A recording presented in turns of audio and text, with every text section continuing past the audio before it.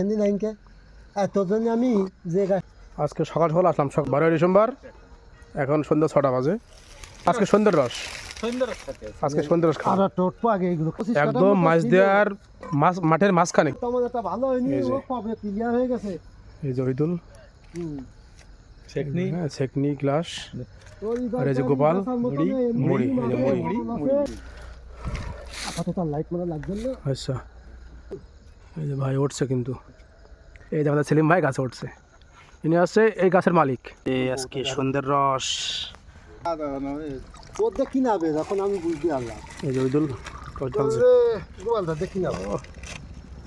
চলো বাড়ি ছিল না, এক গিলাসে দিয়ে আমি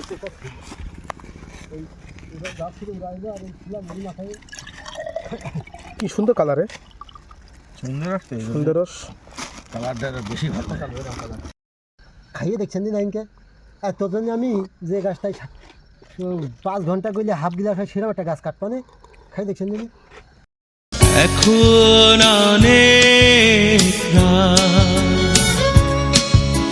খোলা আকাশের নিচে আর একটু খেয়ে দেখি। খান একটু করে খান, এখনো আছে, আমি পার্টি আছি, আমি সমস্যা নেই।